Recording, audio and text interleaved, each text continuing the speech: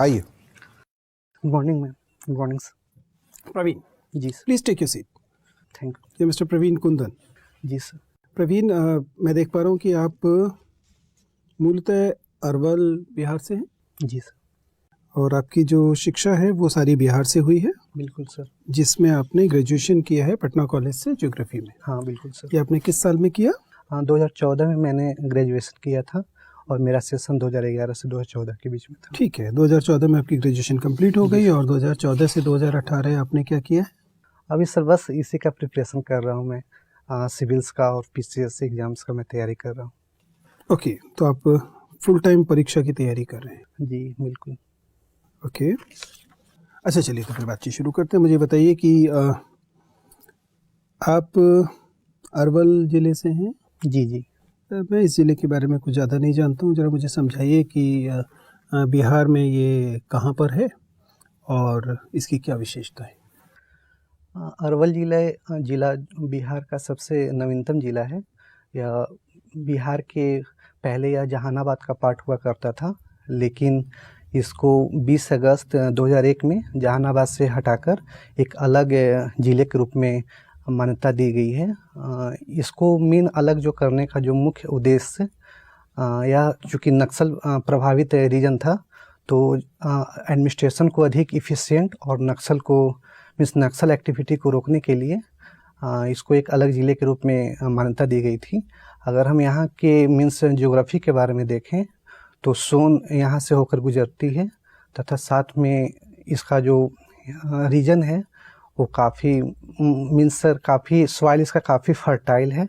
और साथ में अगर यहाँ के कहा जाए तो बिहार सरकार के एक रिपोर्ट के अनुसार यहाँ का जो वाटर क्वालिटी है वो मतलब बिहार में सबसे अच्छा या मतलब सर्वोत्तम कहा जा सकता है। ओके जी सर। और सांस्कृतिक तौर पर जी सर बिल्कुल। सांस्कृतिक तौर पे अगर हम देखें तो यहाँ पे 2-3 जगह काफ़ी फेमस हैं, जैसे कि मधुश्रवा एक मेला यहाँ पे लगता है, जिसका डिस्कशन सर महाभारत बुक में भी किया गया है। और साथ में कुछ यहाँ का एक व्यंजन जो काफ़ी फेमस है, जिसको छेना और खुरमी भी बोलते हैं, जो मेहंदिया में वहाँ एक मेहंदिया इसका एक थाना है जो काफ़ी फेमस है। और कुछ और टूरिस्ट प्लेस में देखें तो महमूद शाह अरवली का यहाँ एक खानकाह भी है, जिसे मकबरा भी लोकल बोलते हैं। और सर सर यही टूरिस्ट प्लेस है। ओके, मुझे बताइए कि जो नक्सल समस्या जो मूल वजह आप बताते हैं इसे एक जी अलग जिला बनाने की, हाँ जी सर। उसकी स्थिति अब क्या है और वहाँ नक्सल समस्या होने के कारण क्या है? सर अगर हम नक्सल समस्या के कारण के बारे में देखें तो लैंड ग्रैबिंग सबसे बड़ा एक प्रॉब्लम था यहाँ पे, जिसके वजह से जो नक्सल एक्टिविटी स्टार्ट हुई थी। और फिर इसी के अगेंस्ट में जो लैंड ग्रैबिंग था उसमें अपर कास्ट लैंडलॉर्ड्स के थ्रू रणवीर सेना का गठन किया गया। और उसी के दोनों के बीच में एक सर बोल सकते हैं कि एक काफ़ी मर्डर हुए, एक असैसिनेशन हुए, कितने कांड हुए, जैसे कि लक्ष्मणपुर बात है कि इसका बहुत अच्छा एक एग्जाम्पल है, जहाँ पे से बहुत सारे लोग मतलब आपसी रंजिश में मारे गए थे। और कुछ इसका अदर हम एस्पेक्ट देखें तो आज के एस्पेक्ट में देखेंगे तो काफ़ी इसमें सुधार आ गई है, खासकर जो गवर्नमेंट के इनिशिएटिव से, तो आज काफ़ी परिवर्तन हुआ है सर। मुझे बताइए कि क्या ये सही है कि नक्सलवाद की समस्या उड़ीसा और बंगाल में तो एक अति वामपंथ की समस्या है, लेकिन बिहार जब वह समस्या पहुंचती है तो वह एक जाति संघर्ष में बदल जाती है? जी सर। सर जाति कहना टोटली सर सही नहीं होगा, क्योंकि बहुत सारे ऐसे भी फैक्टर हैं, जैसे कि कुछ एक बेलाछी अगर हम देखें, जो नालंदा डिस्ट्रिक्ट का एक कांड था, जहाँ बेलाछी एक गांव था, जहाँ पे सर ओबीसी और ओबीसी में ही मतलब सर एक ही मतलब मेनली सर इसका जो कहा जाए लैंड ग्रैबिंग को ही अगर हम मेन मुद्दा माने, डिस्पाइट ऑफ कास्ट जिनके पास ज़मीन था, तो हाँ सर। लेकिन इतना मैं आपकी बात से सहमत हूँ कि चूँकि जो मैक्सिमम लैंड का पोर्शन अपर कास्ट के पास था, तो सर उसके विरुद्ध एक से रिएक्शनरी और रिवोल्यूशनरी एस्पेक्ट देखा गया था। ओके, आपको फिल्में देखना पसंद है? जी सर बिल्कुल। सामान्यतः किस तरह की फिल्में आप देखते हैं? मेनली सर मैं बॉलीवुड का मूवी देखना पसंद करता हूँ। और सर जो भी मीन्स से जो अच्छा मीन्स जिसका रिव्यू और मीन्स से सर शुरू से एक जैसे मेन जो मेरा इंटरेस्ट रहा है। बॉलीवुड फिल्म समीक्षकों में से कुछ के नाम बताइए जिनकी समीक्षाएं, लिखी समीक्षाएं आप पढ़ते हैं। लिखी समीक्षा सर, सॉरी सर मैं अभी तो अगर आपने आपकी कहा कि रिव्यू पढ़कर आप तय करते हैं कि जी, जी, फिल्म जी, जी। देखेंगे कि नहीं, तो जी, सर। रिव्यूअर भी तो देखते होंगे कि किसने की है समीक्षा। सर जनरली सर वैसा तो कोई खास मैं नहीं देखता, लेकिन एक जो जनरल जो मीन्स है इंटरनेट पे जो एक टेंडेंसी जो होती है उसके आधार पे मैं देख आप मेरा लेता हूँ। सवाल समझ पाए? जी जी हर बिल्कुल। एक सप्ताह फिल्म जी। समीक्षाएं छपती हैं। हाँ बिल्कुल छपती हिंदी है की सर। फिल्मों की समीक्षा करने वाले कुछ महत्वपूर्ण समीक्षकों के नाम बताइए। अब इससे ज्यादा आसान तरीके से मैं सवाल को सर नहीं रख सकता। ये सर पता नहीं, सॉरी सर। आपको फिल्म समीक्षकों, एक भी हिंदी फिल्म समीक्षक का नाम नहीं पता? नहीं सर, बिल्कुल नहीं सर। चलिए कोई बात नहीं। मुझे बताइए कि अगर आप हिंदी फिल्मों की ट्रेंड को देखने की कोशिश करें, पिछले से 8-10 सालों के ट्रेंड को, जी सर। तो विषय वस्तुओं में वैविध्य विशेष तौर पर चिन्हित किया जाता है कि बॉलीवुड फिल्मों में पहली बार डाइवर्सिटी ऑफ कंटेंट दिखाई दे रहा है। विषय वस्तु, नई नई विषयों पर फिल्में बन रही हैं। जी सर। इनकी क्या वजह आप मानते हैं? ऐसा क्यों हो रहा है? पहले लगभग एक तरह की मसाला फिल्में आती थी, जी 2-4-5 टाइप की फिल्में थी, वही रिपीट होती थी। जी सर। पिछले 8-10 साल से हम देख रहे हैं कि ऐसे ऐसे विषयों पर फिल्म बन रही हैं जो पहले नहीं बनती थी। ऐसा क्यों हो पा रहा है?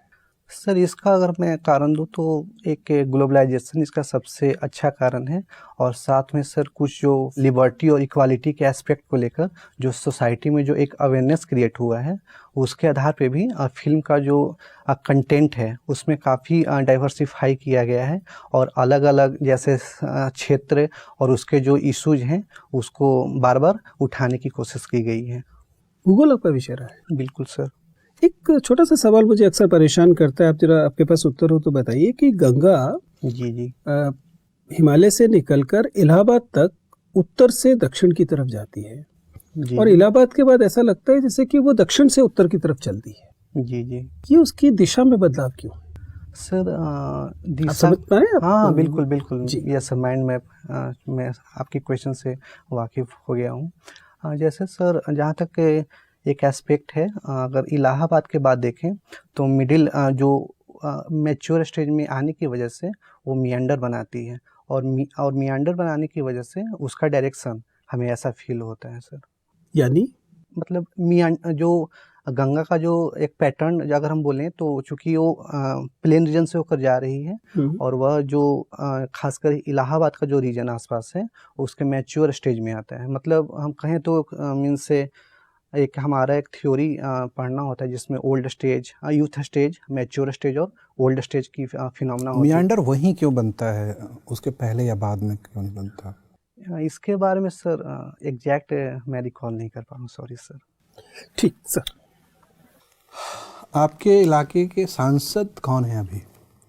सर हमारे माननीय श्री अरुण कुमार हमारे सांसद हैं, जो जहानाबाद, चूँकि हमारा मीन्स कंस्टिट्यूएंसी में आता है। हमारा कोई स्पेशल लोकसभा क्षेत्र नहीं है, तो इसके पहले सांसद कौन थे अरुण कुमार से पहले? इनके पहले सर ध्यान नहीं।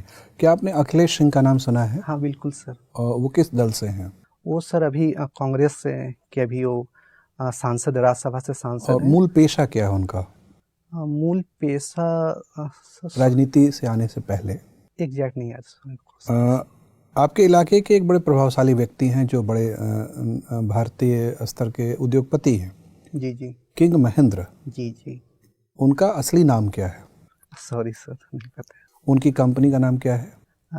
एरिस्टोक्रेट है सर। एरिस्टोक्रेट या सिर्फ एरिस्टो? एरिस्टो, बिल्कुल एरिस्टो। सॉरी सर, ये सर एरिस्टो ही है। अच्छा, वैश्वीकरण जी जी। को लेकर आजकल पश्चिमी देशों में आशंकाएं बढ़ती जा रही हैं। जी सर। संरक्षणवाद की प्रवृत्तियां बढ़ रही हैं। बिल्कुल सर। भारत में भी कुछ आशंकाएं बढ़ती ही जा रही हैं। मल्टी ब्रांड रिटेल में एफडीआई को लेकर लोगों में आशंकाएं हैं। अन्य मामलों में भी भारत और चीन के व्यापार को लेकर, चूँकि घाटे बढ़ते जा रहे हैं भारत के, आशंकाएं हैं। कुछ संरक्षणवादी नीतियाँ अपनाई जा रही हैं। तो आपको क्या लगता है कि वैश्वीकरण के रास्ते पर चलकर पश्चिम हो या पूरब के देश हो, गलत रास्ता पकड़ लिया है और हमें वापस पूर्व वैश्वीकरण के दौर में पहुंचने का प्रयास करना चाहिए, या वैश्वीकरण का रास्ता ही सही है? और यदि सही है तो आखिर ये संरक्षणवाद का भूत क्यों सवार हो गया है लोगों में? सर, अगर हम ग्लोबलाइजेशन के बारे में बात करें तो इससे हमें स्वीकार करना होगा कि इससे वर्ल्ड एक एज ए विलेज ग्रुप में डेवलप हुआ है, और मेन कम्युनिटी के आपस में कम्युनिकेशन का जो एक गैप था वो काफ़ी कम हुआ है।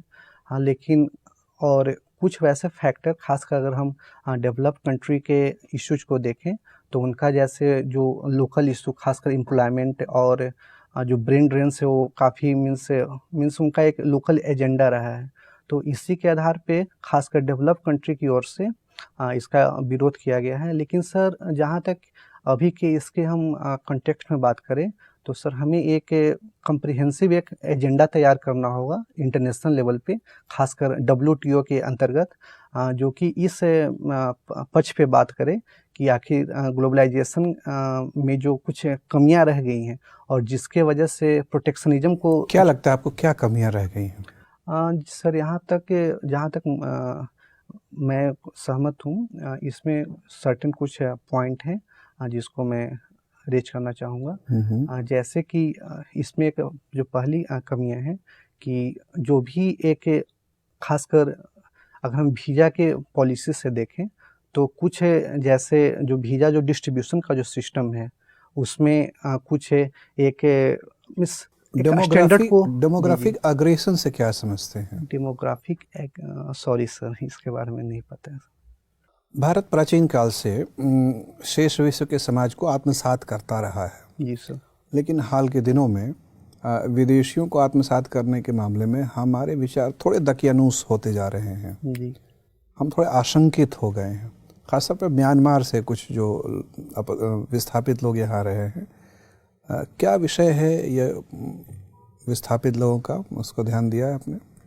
सर, वहाँ पे एक इशू रोहिंग्या से रिलेटेड इशू है, जिसमें बहुत सारे जो मीन्स, खासकर चूँकि हमारा म्यांमार के साथ जो बॉर्डर था वो काफ़ी पोरस है, तो जिसकी वजह से काफ़ी वहाँ पे जो लोकल्स कुछ सिविल्स वार जैसे बौद्ध और रोहिंग्या कम्युनिटी के बीच में आपसी स्ट्रगल की वजह से वे मीन्स उनका छितराव हो रहा है। और वे सर इंडिया के काफ़ी, जैसे कुछ दिल्ली के भी रीजन हैं, जम्मू कश्मीर, ये सब रीजन में बसे हुए हैं। लेकिन हाल ही में अगर हम बौद्ध गया ब्लास्ट में रोहिंग्या कम्युनिटी का अगर हम संलिप्तता को देखें तो इसके बाद इंटरनल सिक्योरिटी में एक मीन्स इंटरनल सिक्योरिटी के आधार पे रोहिंग्या का जो डिस्ट्रीब्यूशन है और जो उनका इलीगल जो यहाँ पे मीन्स डिस्ट्रीब्यूशन है उसको रोकने की बात की गई है।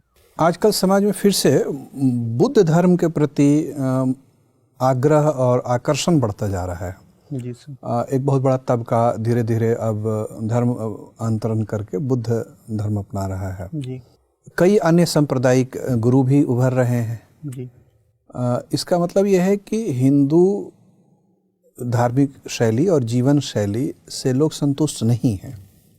एक असंतोष का बादल बढ़ता जा रहा है और ये बादल ही नए नए किस्म के धर्म की धाराओं के उभरने का मूल कारण बन रहा है।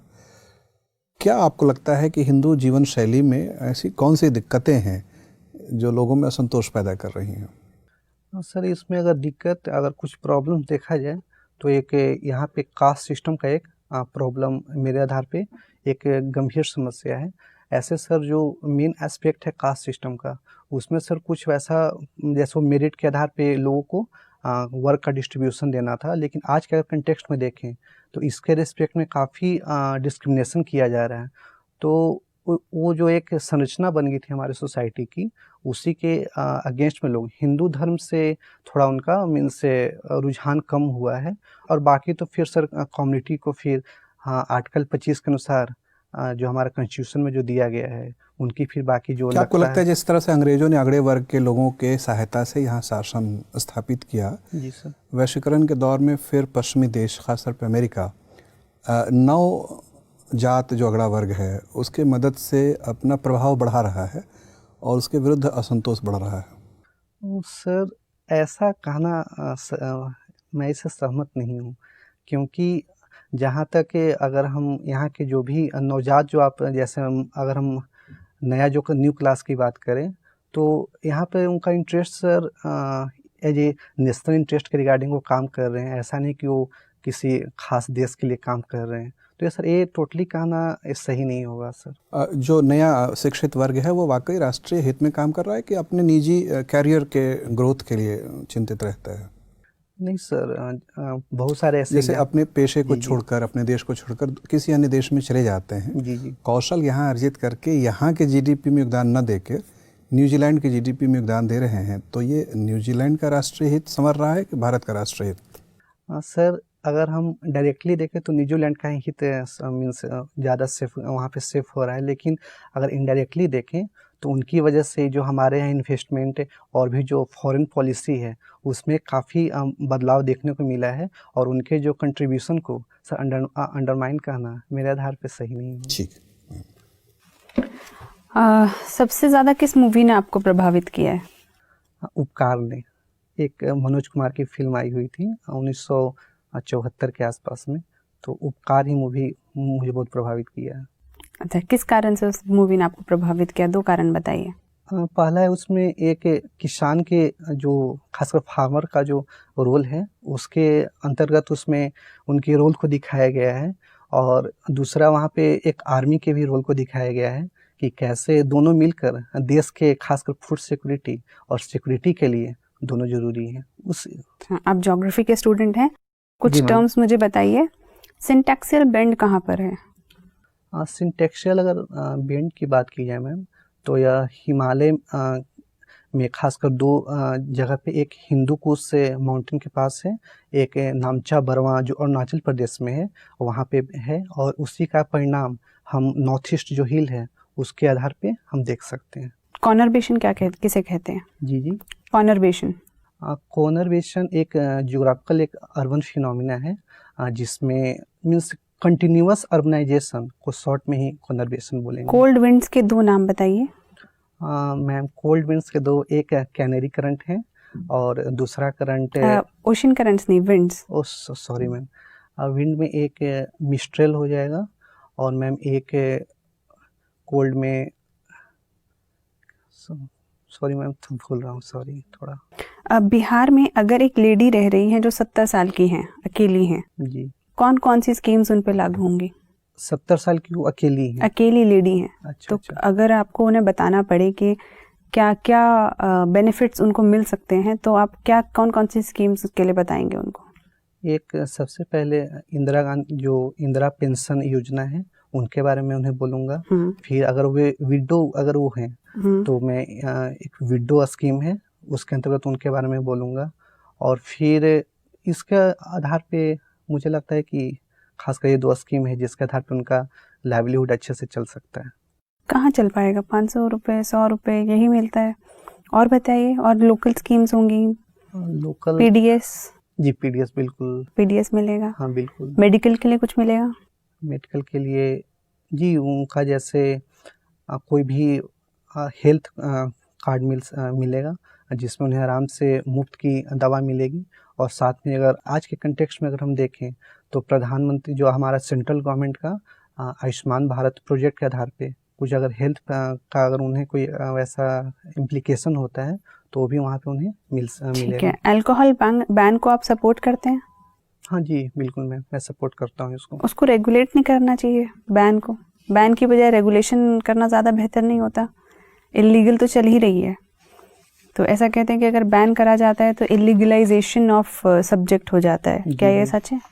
जैसे अगर हम बैन करने का जो मेन मोटिव देखें तो इसमें स्पष्ट कहा गया था कि यह directive principle of state policy के अंतर्गत आर्टिकल 47 के अंतर्गत यह किया गया था, और यह इसका करने का जो मेन उद्देश्य जो हमारा बिहार का जो मेनली जो सोसाइटल और इकोनॉमिक एस्पेक्ट है उसके as a favourable.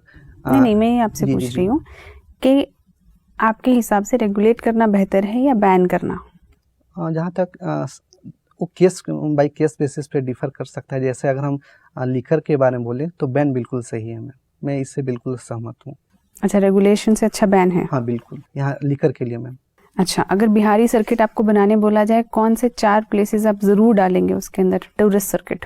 Tourist circuit में एक मैं सबसे पहले मैं बोध गया को बोलूँगा, उसके बाद मैं एक राजगीर को बोलूँगा, फिर मैं एक केसरिया एक जगह है पश्चिमी चंपारण में, उसको मैं बोलूँगा, और एक चौथा प्लेस ग्रुप में मैं एक पटना सिटी में गुरु गोविंद सिंह का एक गुरुद्वारा है, उसको मैं डेवलप करने के लिए बोलूँगा। अच्छा, आखिरी क्वेश्चन, जी आप ये बताइए कि प्लान बी क्या सोचा है अगर आपका यहाँ पे सिलेक्शन नहीं होता है? जी जी तो आपने अभी तक प्लान बी क्या सोचा है, क्या करेंगे आप आगे? बिल्कुल अभी तक मैं नहीं सोचा, मुझे लगता है कि मेरा यहाँ सिलेक्शन हो जाएगा मैम। नहीं, ये तो होना चाहिए, बिल्कुल होना चाहिए, लेकिन एक प्लान बी तो सोचा होगा। हर समझदार इंसान अपने पास 1-2 प्लान रखता है, ऐसा हुआ तो ऐसा, ऐसा हुआ तो ऐसा। मीन्स अगर मैम अगर नहीं होता है तो फिर सपोज अगर ऐसा कुछ कंडीशन बन जाते हैं कि मेरा नहीं सिलेक्शन होता है, तो मैं फिर अपना सिविल्स और पीसीएस की तैयारी में फिर से लग जाऊंगा फिर। अच्छा, ठीक है सर। प्रवीण, ये बताइए कि बिहार का सेक्स रेशियो क्या है? बिहार का सेक्स रेशियो 916 है सर। और सामान्यतः बिहार से मेल माइग्रेशन बड़े पैमाने पर होता है। बिल्कुल सर। अगर उसे ध्यान में रखें तो एक्चुअल सेक्स रेशियो क्या होगा, बढ़ेगा कि घटेगा? अगर एक्चुअल सेक्स रेशियो देखा जाए तो और वो घटेगा सर। और घटेगा, बिल्कुल सर। अनुमानतः आपके हिसाब से ईमानदार आकलन क्या है कि बिहार का सेक्स रेशियो क्या होना चाहिए अगर मेल माइग्रेशन को ध्यान में रखें तो? अनुमान, ऑब्वियसली कोई डाटा नहीं। अनुमान मतलब सर 850 होगा। हाँ, 850 पे जी सर, 850 जो कि लगभग देश में सबसे कम के आसपास पहुंच जाएगा। हाँ बिल्कुल सर, करीब करीब काफ़ी ज़्यादा पहुंच जाएगा जी। मुझे बताइए कि इतनी बदहाल स्थिति की असल वजह क्या है? असल वजह अगर देखा जाए तो सर यहाँ तक कि कुछ सोशल एस्पेक्ट और इकोनॉमिक एस्पेक्ट भी हैं। उसमें मैं सबसे ज़रूरी एक डॉरी सिस्टम के बारे में कहना चाहूँगा। लड़कियों को वहाँ पे जो आज है मीन्स मैंने फील किया है, लोग जन्म लेते हैं उसे एज ए क्या बोझ समझने लगते हैं कि मुझे इसके लिए दहेज जमा करना है, तो एक बहुत बड़ा फैक्टर है। और साथ में कुछ और भी जैसे फैक्टर, जैसे कि उनका खासकर कुछ एजुकेशन से कुछ कमियां थी। लेकिन सर आज के कंटेक्स्ट में अगर हम देखें तो धीरे धीरे जो स्थिति है वो काफ़ी सुधर रही है और लोगों के एटीट्यूड में भी परिवर्तन हुआ है। ठीक है प्रवीण, आपसे बात करके अच्छा लगा, आप जा सकते हैं। Thank you sir.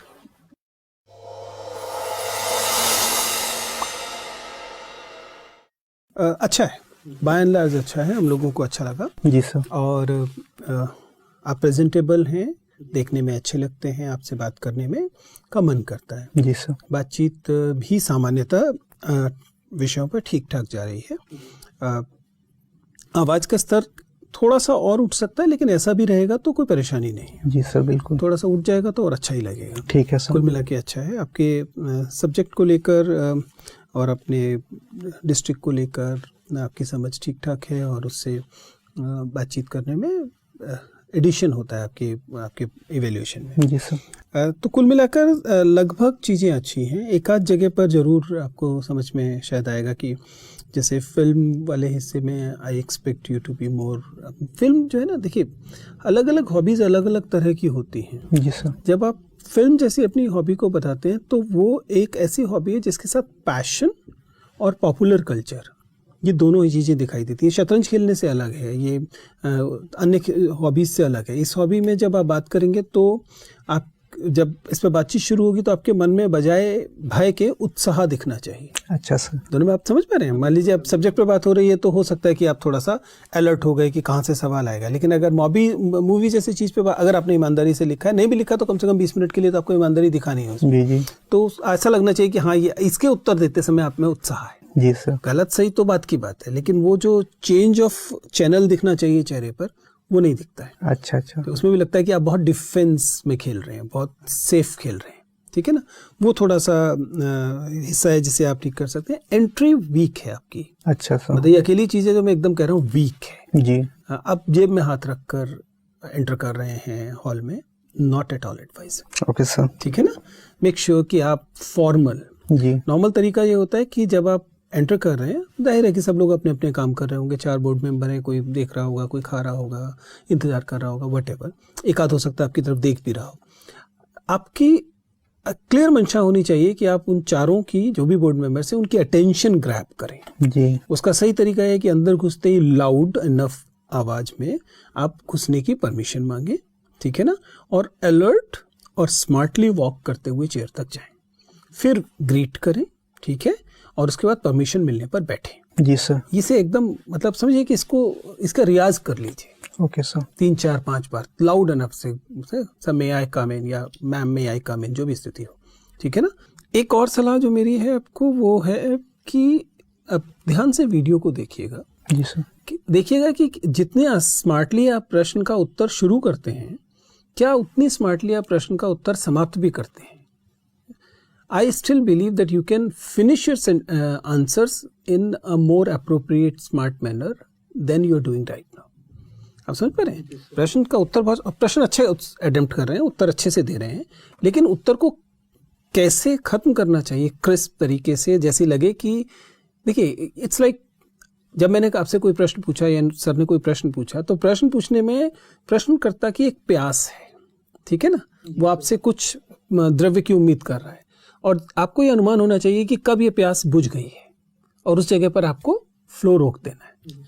ये काम स्मार्टली होना चाहिए और ये एक आपको जज करना पड़ेगा कि हाँ दिस इज द आंसर ही और she wanted and here I should stop, ठीक है ना। वो वाला हिस्सा देख लीजिए, बाकी सामान्यतः अच्छा है। फिल्म रिव्यूअर्स वगैरह देख लीजिएगा, थोड़ा सा जितना ब्रशअप करने की जरूरत है, कम से कम 2-4 नाम पता होने चाहिए, ठीक है। चलिए, शुभकामनाएं। चलिए, बेस्ट ऑफ लक।